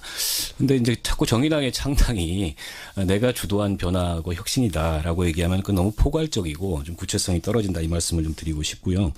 여전히 그런데 우리 당 내에서는 당의 혁신이 필요하다, 변화가 필요하다 네. 이런 목소리들이 비단 당원들뿐만 아니라 또 당을 오래 했던 그런 활동가들 사이에서도 있습니다. 그래서 그런 당의 변화와 혁신, 뭐가 변해야 되고 뭐가 혁신돼야 되고 이정미 후보께서는 어떤 대안을 갖고 계신지 질문을 네. 드리고 싶어요. 크게는 두 가지입니다. 하나는 정의당을 제대로 된 민생정당으로 만들어 나가기 위해서 비상구와 같은 체계를 중앙당에서부터 강력시도당까지 그래서 정말 어렵고 억울한 사람들이 우리 당을 찾아올 수 있는 정당으로 그런 활동체계를 만들어 나가겠다는 것이고요. 두 번째는 우리 사회에서 그동안 정치에 굉장히 무관심했던 많은 청년들이 이제 정의당을 통해서 내 삶을 그리고 우리의 꿈을 다시 꿔볼 수 있지 않겠는가, 변화를 시켜볼 수 있지 않겠는가, 이런 기대를 가지고 들어오시는 분들이 많이 있습니다. 그런데 실제로 기존 정당 안에서 뭐 정의당뿐만 아니라 많은 기성 정당들이 청년 정치를 정치 액세서리 역할로 이렇게 전락시킨 부분들이 저는 분명히 있다고 봅니다.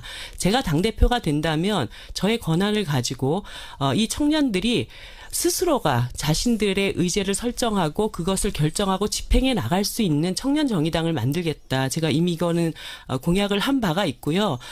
더 많은 20, 30대 청년들이 이 당의 실질적인 주인이 될 수 있도록 하는 그런 변화, 획기적인 변화를 만들어 나가는 당대표가 될 것입니다. 예, 청년 정치에 대해서는 뭐 모든 후보들이 당대표 후보들뿐만 아니라 부대표 후보들까지 공이 유사한 방향의 공약을 했기 때문에 크게 논점이 되는 문제가 아니라고 보고 저는 이렇게 생각합니다. 우리 당의 변화와 혁신을 요구하는 많은 목소리들 중에 특히 당원들 목소리들 중에 중앙당의 혁신이 필요하다 이런 의견들이 굉장히 많아요. 그거는 이제 총체적으로 어떤 중앙당의 역량을 의미하는 것일 수도 있고 혹은 중앙당이 당원들과 소통하는 그런 어떤 소통의 능력이랄까 이런 걸 의미하는 걸 수도 있습니다. 그래서 저는 당대표가 되면 내가 뭘 할 수 있을까 생각을 해봤더니 중앙당에 이제 정무직 당직자들이 있습니다. 그동안에 매우 제한된 인력 플레이에서 정무직 당직이 운영이 됐는데 과감한 어떤 인적 쇄신과 혁신이 필요하다. 그래서 능력이 검증된 그런 분들이라면은 지역에서 성장한 분들도 과감하게 발탁해서 정무직 당직을 할 수 있도록 하고 경우에 따라서 필요하다면 전문가가 있다면 외부 영입 가능한 것까지도 적극적으로 고려해야 된다. 그게 혁신이다. 계속 돌고 돌던 물에서 이 중앙당을 운영하는 것은 바람직하지 않다 이 말씀을 드리고 싶고요. 두 번째는 우리 당 전체를 놓고 보면 이 중앙당 집중 지역 공동화 구조가 문제가 됩니다.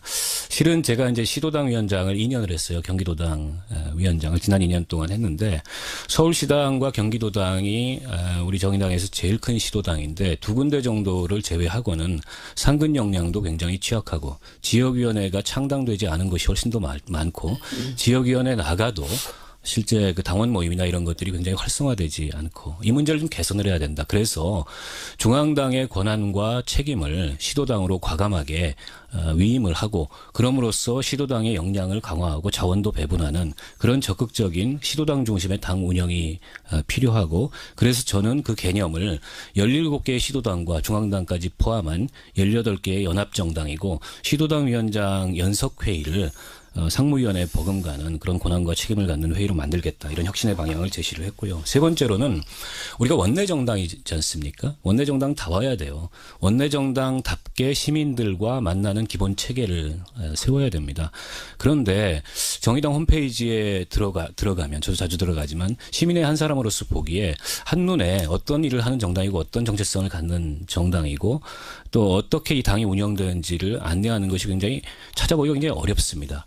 예를 들자면 작은 부분일 수도 있겠지만 이런 점부터 원내정당답게 혁신을 해야 된다. 요즘에 특히 이제 온라인 플랫폼 같은 것들이 굉장히 강조되고 있는데 그런 것들이 강화될 필요가 있고요. 아울러서 정의당의 역사와 현재를 소개하는 아주 충실하고 잘 짜여진 안내책자 하나 없는 것이 현실입니다. 이런 점들이 사실은 그간에 그 지금 3기까지 오는 지도부들의 이 정의당 운영 과정에서 제대로 만들어지지 않았던 부분인데 이런 점들을 혁신하겠다 이런 말씀을 드리겠고요.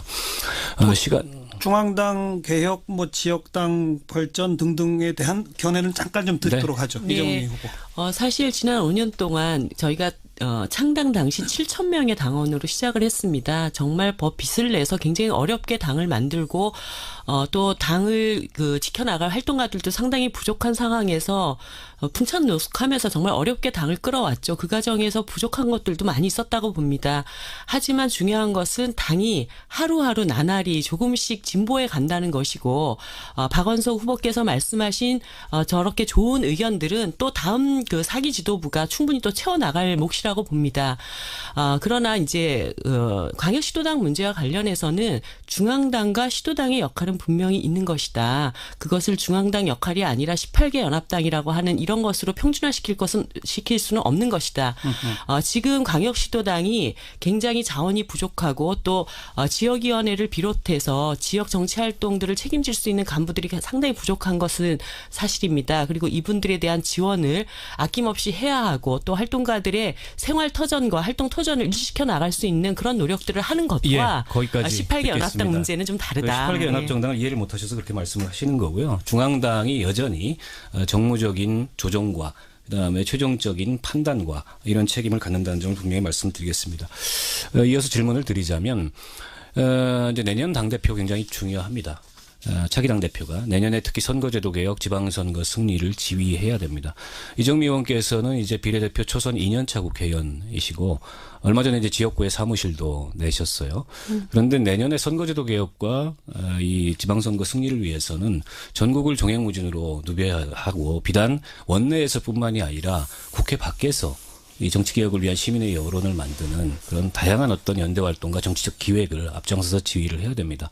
그런데 과연 초선 비례 2년차 국회의원이 이거 다 할 수 있느냐, 욕심 아니냐, 이런 의문을 우리 당원들이 많이 갖고 계십니다. 네. 예, 초선이기는 저나 박원석 의원이나 마찬가지이고. 저는 4년을 다 했죠. 네, 제가 지역구를 만든 것은 다음에 재선을 위해서 뛰기 위한 아닙니까? 그런 점에서는 또 우리 박원석 후보도 21대 입성을 해야 하는 과제가 있습니다. 사실 다음 재선을 준비한다는 점에서는 저나 박원석 의원이라 그 부담과 하중은 여전히 함께 지고 있는 것이라고 보여지고요.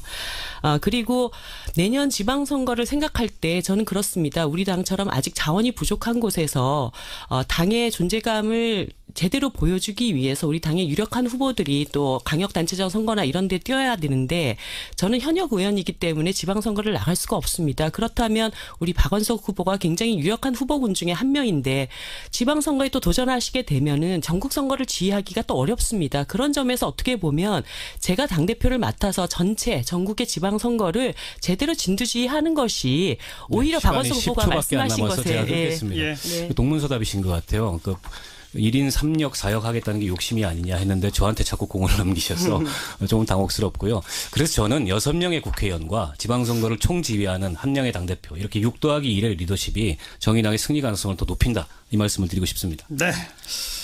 자, 당원들께 이 두 후보가 어떤 역할 분담이 더 좋은 모습이냐에 대해서 두 분의 그림을 좀 그려봐 주신 것 같고요.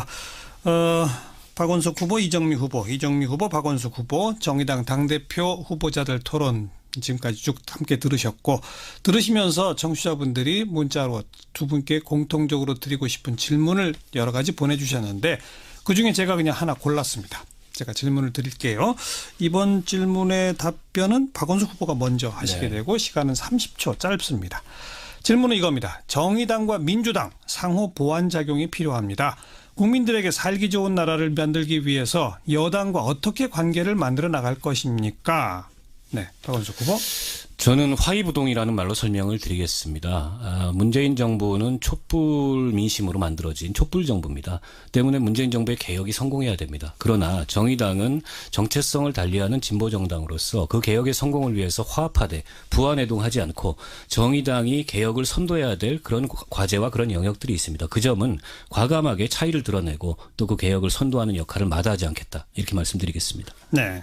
이정미 후보 같은 질문. 네, 정의당이 민주당이 협력하면 이중대, 비판하면 안 돕는다. 뭐 이런 이제 비판들 양쪽에서 굉장히 많이 곤혹스럽다라고 생각하실 텐데요. 저는 그 문제를 해결할 수 있는 가장 단적인 사례를 말씀드리겠습니다. 이번에 조대엽 장관 후보 청문회 과정에서 이 정부의 성공 중에 가장 핵심 중에 핵심이라고 할 수 있는 노동기본권을 제대로 보장하는 그런 노동개혁이 이루어지기 위해서는 전문성과 역량이 있는 장관이 내정돼야 된다. 그런 점에서 그것이 입증되지 않은 후보에 대해서는 적격 판정을 내릴 수 없다는 단호한 입장을 냈습니다.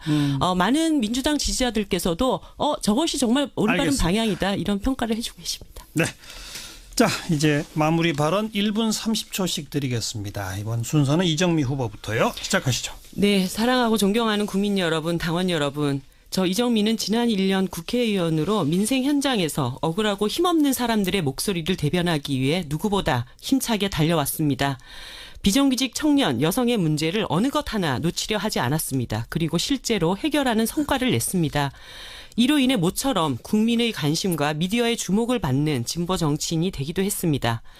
노회찬 심상정 다음이 누구냐고 국민들께서 묻습니다. 이정미는 노회찬 심상정보다도 더 크게 성장하겠습니다. 정의당을 유력정당의 반열위에 올려놓겠습니다. 지금 이정미는 정의당에서 가장 힘차게 달리는 기관차입니다. 멈출 수 없습니다. 이제 얼굴을 드러낸 분들, 이분들을 다시 외면하는 그런 정치가 되어서는 안 되기 때문입니다. 이제 저는 정의당이라는 기차와 함께 달릴 것입니다. 국회에서 진짜 야당 정의당 대표로, 그리고 현장에서 민생 현장 제1당 대표로 지금처럼 거침없이 뛰겠습니다. 지난 대선에서 보여주신 국민의 성원에 부응해서 정의당을 집권을 꿈꾸는 유력정당으로 키우겠습니다. 언제나 믿고 찾을 수 있는 민생 제1당으로 만들겠습니다. 감사합니다. 네, 이정미 후보 마무리 발언이었고요. 이번에는 박원석 후보 역시 1분 30초입니다. 존경하는 국민 여러분, 사랑하는 당원 여러분, 저 박원석은 이기는 정의당을 만들기 위해서 당대표에 출마했습니다. 좋은 가치와 훌륭한 비전이 있어도 현실 정치에서 이기지 못한다면 아무것도 할 수 없습니다. 정의당의 가치를 현실로 만들어낼 힘이 없다면 정의당은 더 이상 미래가 밝은 정당이라고 얘기할 수 없습니다. 이런 절박한 마음으로 이기는 정의당을 만들겠습니다. 2018년 지방선거가 우리 앞에 과제로 놓여 있습니다. 정의당의 명운이 달린 지방선거에 당의 모든 어떤 역량과 당의 모든 자원을 투자해야 됩니다. 저는 정의당의 지방공직자를 100명 이상으로 늘리는 것을 목표로 전국에서 후보를 만들고 선거를 진두지휘하는, 그리고 결과에 책임지는 당대표가 되겠습니다. 선거제도 개혁 중요합니다. 그러나 6석의 의석만으로 원내에서 선거제도 개혁하지 못합니다. 결국 국민의 여론을 만들고 민심을 얻어야 됩니다. 당대표가 되면 과감하게 광장으로 나아가서 우리 노동자 시민들과 함께 선거제도 개혁의 중요성에 대해서, 그 절박함에 대해서 수기하고 토론해서 국민의 여론을 만들고 국회 담장을 넘을 것입니다. 지금 원내에는 노회찬, 심상정 두 분의 3선에 걸출한 진보의 리더들이 계시고 4분의 활발하게 활동하는 비례대표 국회의원이 계십니다. 차기 당대표는 선거제도 개혁과 지방선거 승리를 이끌 당의 야전사령관이어야 됩니다. 6 더하기 1의 리더십으로 6분의 국회의원과 함께 지방선거를 승리로 이끌 저 당대표 박원석이 더 커진 리더십으로 이기는 정의당 만들겠습니다. 네. 박원석 후보의 마무리 발언까지 오늘 토론의 순서는 이제 모두 끝났습니다. 근데 두 분이 마무리 발언에서 공통적으로 언급한 두 분이 있어요. 노회찬, 심상정. 네. 그렇습니다. 이 정의당 당대표 후보 경선에 일반 대중의 관심이 솔직히 뜨겁다라고까지 말하긴 좀 그렇죠? 네. 그렇죠? 네. 하지만 또 노회찬, 심상정만 있는 정당이 아니다. 그렇죠. 그러면 누굴까라고 하는 관심도 있다고 봅니다. 네. 그러면서 당대표 후보가 조금 더 많아서 좀 북적북적된 경선이 될 수도 있을 텐데 딱 두 분만 나오셨어요. 어떻게? 네. 저도 그 점이 많이 아쉽습니다. 아마 다른 분들이 박원석을 상대하기 버거워서 그렇게 생각하실 수 있고요. 노회찬, 심상정 두 분이 혹시 누구를 지지하는지 그런 건 공개적으로 표명된 바 없죠? 네. 없죠? 장을 열었으니까 알아서 열심히 뛰어봐라. 이런 입장이시라고 봅니다. 그래요. 자, 정의당 많은 분들이 정말 노회찬, 심상정, 심상정, 노회찬 두 분만 기억하실 텐데 이정미, 박원석, 이정미 이 두 분의 또 걸출한 후보가 있다는 점 우리 청취자 여러분들께서 오늘 토론을 지켜보시면서 더 새롭게 느끼셨을 것 같아요. 두 분 중에 어느 분이 당대표가 되시더라도 지금 과제로 삼고 있는 선거제도 개혁, 또 지방선거 승리, 당의 확대 발전 꼭 이루어 나가시기를 기대하도록 하고요. 제가 드릴 수 있는 덕담은 딱 하나예요. 두 분 다 1등 하십시오. 고맙습니다. 감사합니다. 불가능하죠? 두 분 다 1등 하는 건. 네. 이정미 후보, 박원석 후보 오늘 수고하셨습니다. 고맙습니다. 고맙습니다.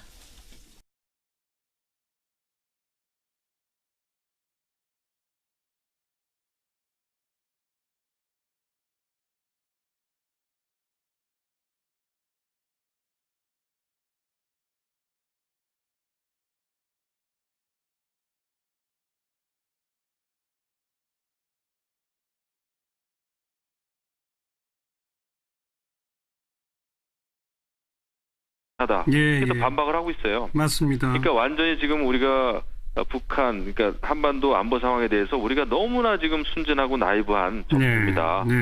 그래서 제재를 하더라도 국제 공조를 해서 어떻게 할 것인지 또 중국을 움직이기 위해서 우리 정부가 또 무엇을 해야 되는지 말이죠. 이런 상황인데 우리는 지금 뭐 있는 사드도 배치 못하고 있는 거 아닙니까 지금요? 그러니까 좀 한심하다는 생각이 들죠. 김영우 의원 말씀이 뭐 일견 맞게 들립니다만 우리가 할 수 있는 북한에 대한 제재와 압박은 지금 모든 걸 다 하고 있는 거 아닙니까? 추가로 우리가 할 수 있는 게 있을까요? 우리가 할 수 있는 거 있죠. 여러 가지 인권 문제라든지 이런 것도 우리가 좀 더 노골적으로 국제사회에 제기 좀 해야 되고요.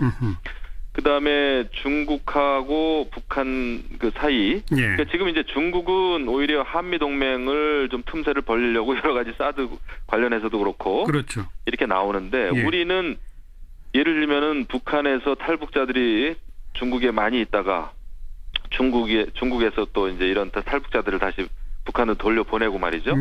이런 거에 대해서 우리는 전혀 문제도 제기도 안 하고 있습니다. 우리가 할 수 있는 저는 압박 많이 있다고 봐요. 근데 우리가 일관성을 유지를 못하니까 중국 눈치 보고 또 어떤 때는 뭐 다른 나라 눈치 보고 이러니까 도저히 우리의 어떤 대북 압박이 먹히지가 않는 거죠. 그런데 사실 미국이 주도하고 우리도 적극 동참하고 해서 지난 10년 동안 강한 압박을 했어요. 그러나 북한은 지금 변화가 없지 않습니까? 저는 제대로 된 압박을 안 했다고 봅니다. 오히려 우리가 압박한다는 말은 했지만 결국 숨통을 쥘 수 있는 키는 중국이 쥐고 있는데 중국은 미국이 강력히 계속 요구해도 마지막 숨통까지 쥐지는 않거든요. 근데 저는 미국도 중국을 움직이기 위해서 더 큰 노력을 해야 된다고 보고 아직까지 큰 노력을 안 했습니다. 근데 그나마 그 트럼프 대통령이 여러 가지 중국의 어떤 경제 문제라든지 통상 문제라든지 이거에 대해서 이제 압박을 가하니까 중국도 조금 변화하는 조짐이 있었단 말이에요. 그런데 여기서 우리가 이제 새 정부 들어서 이제 대화를 하자. 북한 핵 동결하면 우리가 대화하겠다. 또 심지어 문정인 외교안보 특보 같은 경우에는 그 전략 자산까지도 우리가 뭐 감축할 용의가 있습니다. 이렇게 나가니까 완전히 모든 것을 수포로 돌리는 알겠습니다. 그러니까 지금은 더욱더 강력한 압박 국제공조를 할 때지 대화 운운할 때가 아니다 이 말씀이군요. 지금은 그렇습니다. 대화 운운을 한다고 해서 그게 먹히지가 않아요. 강대강으로 계속 가면 결국 해결할 수 있을까요? 누구도 장담 못합니다. 하지만 북한이 저렇게 그 대륙간 탄도 미사일까지 만들면 이것은 나중에 이제 이것이 완성되면은 그 다음에 북한이 주장하는 것은 뻔합니다. 주한미군 철수입니다. 그리고 미국은 한반도 문제에 대해서 손을 좀 떼줬으면 좋겠다라고 하는 거죠. 이제 그러면 우리가 할 수 있는 것은 두 손 드는 일밖에 없어요. 그런 상황까지 가지 않기 위해서 우리가 할 수 있는 일은 최대한 좀 해야 된다. 알겠습니다. 그겁니다. 오늘 여기까지 말씀드릴게요. 고맙습니다. 네, 감사합니다. 국회 국방위원장 바른정당 김영우 의원이었습니다.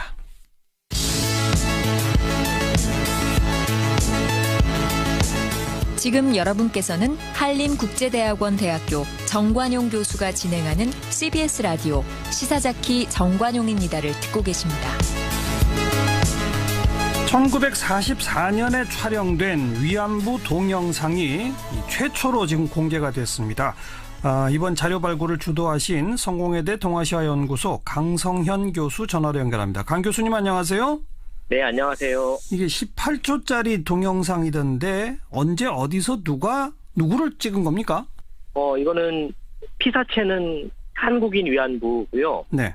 더 정확히 말씀드리면 조선인 위안부죠. 예. 평양이라든지 황해도라든지 평안남도 주소를 둔 이제 당시 식민지 여성들이 포함되어 있고요. 예. 그런 의미에서 교수님이 계셨어요, 소장으로. 예. 정진성 교수님은 한국의 위안부 연구와 운동에 있어서 선구자시고요. 그렇죠. 그분이 이제 많은 문제의식을 가지고 위안부 연구의 바탕을 이제 키워놓고 외교적 역량을 키우기 위해서는 자료가 필요한데 그간 25년 동안의 김학순 할머니 증언 이후 위안부 연구와 운동이라는 게 좀 너무 운동에 매몰돼 있었다라는 문제의식을 갖고 있었어요. 아하. 그리고 자료도 사실 다 일본 자료, 일본군 위안부 자료는 다 일본 자료라고 생각하시는데 사실은 일본에 있던 모든 자료들은 전부 연합국과 미국의 노예가 압수됐던 자료들을 다 되돌려 받은 자료거든요. 그래서 미국 자료를 통해서, 그러니까 미국이 압수했던 자료들을 통해서 일본 자료들을 여기가 확인해 볼 수 있어요. 네. 미국이 생산한 자료들도 확인할 수 있는데요. 이런 자료들을 좀 체계적으로 조사 수집해야겠다라는 문제의식을 가지고 서울대 인권특사가 시작을 했고, 이후에 이제 여성가족부의 지원을 받기로 했고, 국회에서, 3억 예산이 나왔고요. 우리가 사업자 선정이 된 적이 있는데요. 언론 보도가 많이 됐는데, 협의치 않은 이유로 한일 합의 직후에 저희 사업이 취소가 됐어요. 일방적으로 취소를 당했고요. 그래요?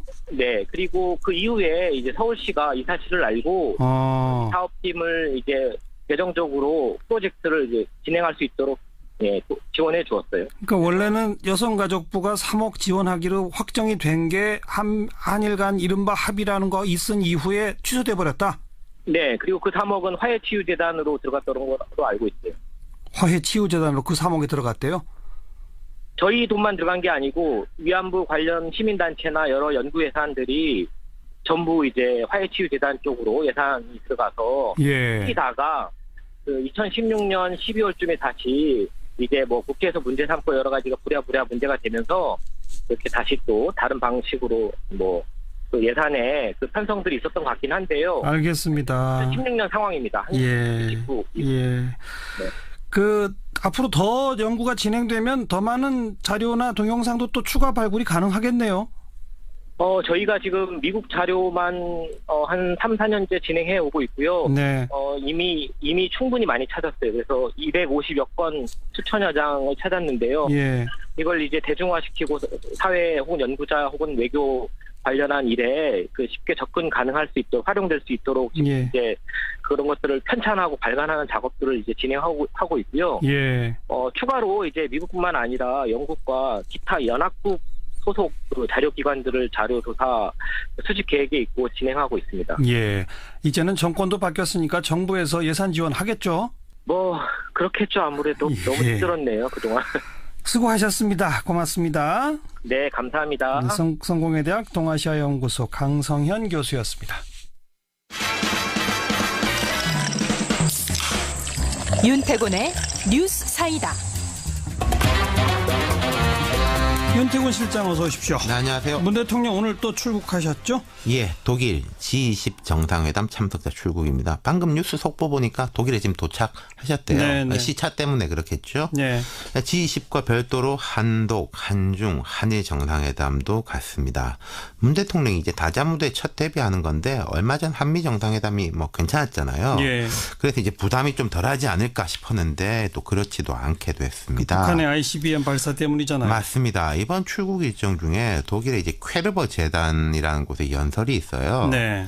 여기서 이제 아마도 한반도 대북 관련 굵직한 메시지가 나올 걸로 알고 있습니다. 그렇죠. 박근혜 전 대통령도 그 드레스덴 선언이라는 게 있었고, 통일 대박. 예, 김대중 전 대통령 베를린 선언이 있었고, 김대중 전 대통령 이래로 독일에서 이제 한반도 평화에 대한 메시지를 내는 게 관례처럼 돼 있었는데 네. 이 연설이 아마 대폭 수정될 것 같아요. 뭐 대화에 크게 힘을 싣기가 어려워진 그런 상황이잖아요. 그러니까요. 이게 북한 미사일 발사하고 이게 연결이 되는 건데 이 북한 미사일 발사가 어떻게 보면 뭐 놀라운 것도 아니죠. 한두 번이 아니니까. 네. 근데 이제 곤혹스러운 점이 몇 가지가 있는 게 첫째는 이런 겁니다. 당선 이후에 지속적으로 대화 시그널을 보내왔어요. 그랬죠. 대통령은 네. 대통령 여러 메시지뿐만 아니라 최근에 북한의 그 장웅 IOC 위원, 북한 태권도 시범단 왔는데 대통령 직접 만났거든요. 그렇죠. 그 평창 동계올림픽 공동 뭐 이게 팀 제안도 하고, 근데 이제 기억하실지 모르겠는데 장웅 IOC 위원이 되게 싸늘하게 반응을 했었습니다. 거절한 거죠, 사실. 그렇죠. 예. 그리고 한미 정상회담에서도 문 대통령이 대화를 병행한 걸 강조했는데 북한 미사일을 쏘았어요. 근데 네. 이 미사일이 ICBM이라는 거 아니겠습니까? 그렇죠. 질적으로 달라진 거죠. 두 번째는 이게 대화의 파트너 문제인데 문 대통령이 이제 운전석 이야기를 하면서 북한 문제에서 한국이 주도권을 가지겠다. 이 뜻을 분명히 했고 미국도 동의를 했습니다. 예. 그런데 어떻게 보면 상대는 북한이잖아요. 근데 우리 여러 대화 시그널에 대해서 싸늘한 반응이고 심지어 도발 자체도 다 미국을 요새 겨냥하는 거거든요. 그렇죠. 일본이라든지. 예. 우리는 핵을 가졌다. 우리의 대화 상대는 미국이다. 뭐 한국은 비켜라. 이게 북한의 기본 스탠스라는 겁니다. 네. 그러니까 이게 난감하다는 거죠. 독일 퀘르버 재단의 연설문 되었다고도 하고 이미 수정하고 있다고도 하는데 그러니까 뭐 수정된 걸 공개하진 않고 그날 이제 할 텐데 어떤 내용이 담길지 정말 참 궁금해지고요. 예. 다른 나라들하고의 그 정상회담에도 영향을 미치겠죠. 그렇겠죠. 그러니까 뭐 독일하고의 회담이라든지 G20 전체하고의 대화에는 크게 미묘한 건 없을 겁니다. 예. 예측 가능하잖아요. 예. 북핵, 미사일 규탄할 것이고 뭐 한국이라든지 중국, 미국 등 주변국의 핵심적 역할을 기대하겠다 이런 식으로 나올 건데 예. 문제는 그 주변국인 거죠. 그렇죠. 제가 볼 때 세 가지 일정이 상당히 까다로울 겁니다. 뭡니까? 첫 번째 한중 정상회담. 네. 문 대통령하고 시진핑 주석이 처음 만나는 겁니다. 그렇죠. 지난 한미 정상회담 때는 우리의 주요 성과 중에 하나가 사드를 주요 의제에서 배제시킨 거였잖아요. 사전 정리 작업을 한 거죠. 그렇죠. 예. 근데 이번에 그게 가능하겠냐. 중국도 사드에 대해서 우리한테 할 말 많겠지만은 우리도 할 말이 있잖아요. 보복하지 마라 그렇죠. 이런 거. 예. 경제 문화적 보복 같은 거. 거기다가 자 북한 미사일 실험이 겹쳐버린 겁니다. 우리가 이제 중국한테 사드에 대해서 뭔가 조금 로키로 나가는 박근혜 정부 때에 비해 가지고 그런 모습이 약간 있었는데 이게 쉽지 않아져 버렸다는 거죠. 예, 오히려 우리가 중국한테 강하게 나가야죠 이제. 그러니까요. 네. 그렇다고 해서 중국이 북한이 그렇게 됐으니까 우리가 사드 양해하겠습니까? 중국 분위기는 또 그건 또 아니라는 거죠. 네, 네. 그러니까 이게 좀 부딪힐 수밖에 없는 상황이 되는 한중 거죠. 정상회담이 까다롭다. 예. 또 그다음은요. 나머지 두 개가 연동되는 건데 한미 정상 만찬 회동이 있고 그다음에 한일 정상회담이 되게 돼 있어요. 예. 지금 북한 미사일 발사에 대해서 가장 뜨거운 반응을 보이는 곳은 어떻게 보면 일본입니다. 일본은 이제 자국 내 NSC 회의도 2번이나 했어요. 네. 두 가지 이유일 텐데 원래 일본은 북한 미사일에 대해서 민감합니다. 일본 입장에서는 자기들에 대한 직접적 안보 위협은 뭐 우리나라도 아닌 것이고 북한인 거거든요. 예, 예. 그리고 북한이 뭐 미사일 쏘면서 주일 미군 기지 목표로 삼는다 공공연하게 밝힌 바도 있고. 그렇죠. 거기다가 지금 아베 정부가 일본 국내적으로 볼 때 정치적 어려움에 상당히 처해 있거든요. 예, 그 어려움을 타개하기 위해서라도 강하게 나가는 거죠. 네. 자, 그럼 한미일 회동을 우리가 가정해 보면은 아베 총리가 그 이야기 강하게 하지 않겠습니까? 문 대통령도 이번에 트럼프 대통령하고는 분위기가 좋았는데 트럼프, 아베 두 사람은 또 거의 뭐 절친 수준이거든요. 네, 그렇죠. 예. 그러면은 또 미국은 트럼프 정부 때뿐만 아니라 오바마 정부 때부터 한미일 안보 협력 강화하고 과거사 문제에 대한 합의를 강력하게 원했었습니다. 그랬죠. 그러니까 이제 전 정부 때 위안부 합의도 실은 미국을 떼놓고 보기 어려운 거거든요. 미국 압력 때문이라고도 볼 수 있죠. 그렇죠. 네. 그렇다고 해서 뭐 우리 대통령이 한미일 정상회동에서 아니 뭐 일부는 빠져라. 직접적으로 그런 말을 하기도 어려울 거란 거죠. 예. 그러니까 또 그 자리에서 조선인 위안부라고 말하는 게 맞겠고요. 예. 그래서 이 영상은 조선인 위안부를 피사체로 담은 최초의 영상입니다. 예. 그리고 이 영상은 미군 사진병이 최초로 촬영한 영상이고요. 어디서요? 우리가 송산이라고 하는 곳은 구글 지도로 치면 나오지가 않아요. 네. 지금은 이제 전적지만 있는데요. 좀 크게 얘기하면 버마와 중국 국경지대에 이제 강이 하나 흐르는데요. 아하. 버마에서는 살린강이라고 부르는데요. 예. 그 살린강을 지나가는 버마 로드가 있어요. 버마 도로 상에 송산이 위치해 있습니다. 네. 거기에 일본군 부대가 있었던 겁니까? 예. 왜냐하면 이 버마 로드가 이른바 원장 루트라고 장개석의 국민당 지원군을 원조해주는 연합군의 유일한 루트였어요. 예. 만주부터 해서 중국 남해안 지역까지 전부 일본군이 장악했기 때문에 일본군과 싸우는 중국군을 원조해 주려면 이 버마로드를 지나서 훈민으로 이제 원조 물자를 보내야 되는데 일본군이 이를 차단하고자 여기에 수비대를 배치해가지고 요새를 구축한 다음에 방어를 했던 곳이죠. 그 일본군 부대 안에 위안소가 있고 거기에 배치된 조선인 위안부들이 찍혔다 이 말이군요. 네. 그렇죠. 일본군이 배치된 곳이라면 어디든지 위안소가 설치돼 있었고요. 최전방이었고 그리고 송산에는 24명의 조선인 위안부가 주축이 된 위안소가 설치돼 있었고요. 이번에 그 나온 영상은 그 24명 중에 그 14분이 돌아가시고 10명이 포로로 잡히는데요. 그 10분 중에 최소 5명이 포착된 영상이라고 할 수 있습니다. 예. 그 조선인 위안부들의 인적 사항까지도 기록이 있어요? 예. 관련한 명부를 저희가 2002년, 2003년에 정진성 교수 영수증에서 발굴을 했고요. 주소지를 보면 대한민국의 경우는 서울과 진주, 논산, 이런 기타 등등의 그서 끌려오신 분들이고요. 이북에서는 이제 평양, 황해도, 평안남도, 신의주 이렇게 나와 있어요. 그러니까 그렇게 명부는 이미 2002년, 2003년에 발굴이 됐는데 이번에 찍힌 동영상 속에 그분들이 그 명부의 그분이라는 걸 어떻게 확인하죠? 이제 그 명부와 관련 있는 사진이 기존에 발굴돼 있었어요. 아하. 송산에서 포로로 잡힌 조선인 위안부 4명이에요. 그중에 한 장의 사진은 굉장히 유명한 사진인데요. 그 임신해 있던 그 여성인데 많은 분들이 본 사진입니다. 그렇죠. 박영심 할머니가 2000년 국제여성전범법정에서 이 임신한 여성이 바로 나다라고 지적을 하면서 다시 한번 이 위안부 문제에 관심을 갖게 하는 그런 계기가 됐던 사진이었죠. 그 사진 속에 등장했던 분들이 이번 동영상에 등장한다 그거군요. 네, 5명 일치합니다. 그런데 이게 지금 최초로 공개가 됐어요? 그렇게 동영상에 전혀 없었습니까? 이렇게 자료라는 게 검색하면 나오는 자료들이 아니에요. 저희가 이제 한국의 국가기록원 같은 미국의 국립문서기록관리청이라는 곳에 가서 미국 등 연합군이 생산한 일본군 위안부 자료들을 조사 발굴해 왔는데요. 문서와 사진을 발굴해 왔고 최근에 이제 이번 영상을 2개를 발굴했는데 그 발굴 수준은 거의 서울에서 우리가 원하는 김서방 찾기 수준이에요. 아, 그래요. 그러니까 미국의 아키비스트들도 자기들이 어떤 자료들이 있는지 다 파악하고 있지 못한 상태고, 카탈로그나 목록도 다 작성돼 있지 않아요. 그러면 필름 같은 걸 하나하나 다 돌려가면서 봐야만 확인되는 거로군요.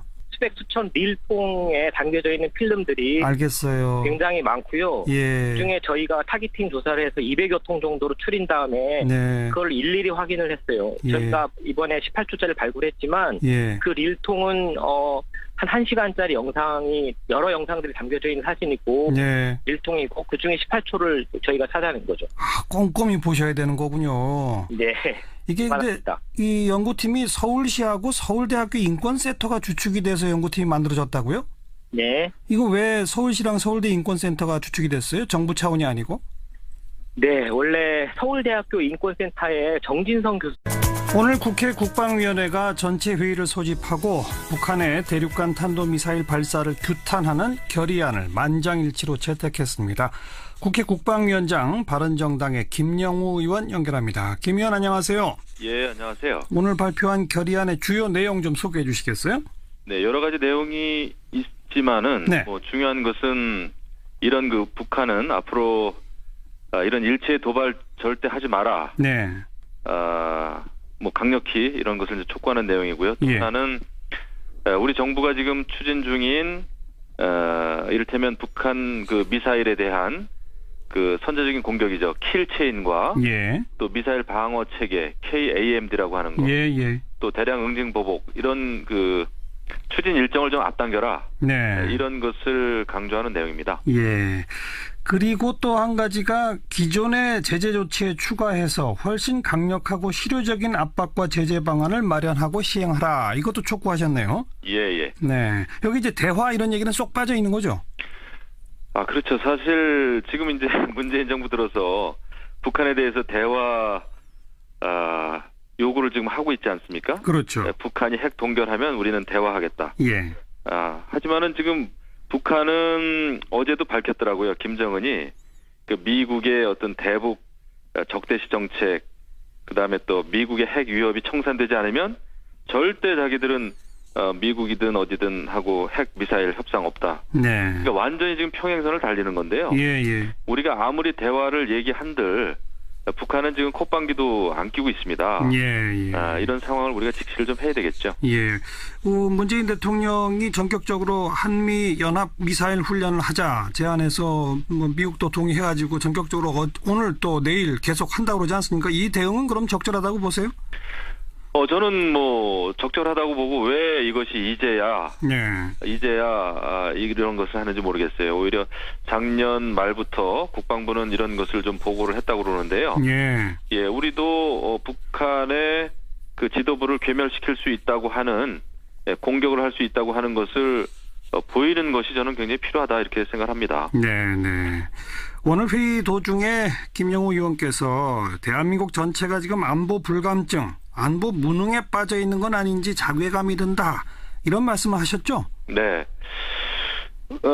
왜냐하면 지금 사실 문재인 정부 들어서도 벌써 6차례나 미사일 도발을 했고요. 그 이전에도 많이 했죠. 근데 이렇게 북한이 미사일을 쏘고 또 어제는 정말 뭐 ICBM 대륙간 탄도 미사일 성공했다라고 하는 방송이 나와도 이것이 그냥 일상적인 일로 느낀다는 거죠. 그냥 그런가 보다. 예, 그런가 보다 하고 국방부는 현안 보고하고 또 국회에서는 그냥 이런저런 좀 질타 좀 하고 그리고 또 끝나고요. 늘 대비태세 강화하겠다라고 하는 결론 아닌 결론이 내려지는데 이거 무언가 근본적인 변화 없으면 정말 이거 안 됩니다. 그리고 제가 여러 차례 안보 관련해서 기자회견도 많이 했는데 제가 이제 정치적인 발언을 세게 하면 뉴스가 좀 되는데 뭐 안보 이슈 가지고 기자회견하면 별로 뉴스가 안 되더라고요. 이것은 문제다 생각합니다. 그래서 근본적 변화 어떻게 해야 합니까? 이것은 북한이 지금 과거 김정일하고 지금의 김정은은 완전히 다른 그 성격이고 또 북한의 그 핵과 미사일 기술 수준이 김정일 시대하고는 완전히 다르다고 봅니다. 이랬을 때는 우리가 할 수 있는 압박, 제재 이런 것을 우리가 국제 공조는 물론이고요. 이런 걸 해야 되는데 지금 뭐 이제 대화와 압박을 병행하겠다 이렇게 나가니까 지금 뭐 또 이제 평창 올림픽에서 우리는 뭐 단일팀을 꾸리자 이렇게 하니까 뭐 북한 같은 경우에는 지금 아니 뭐 스포츠 가지고 무슨 문제 해결하려고 하는 것은 너무나 순진한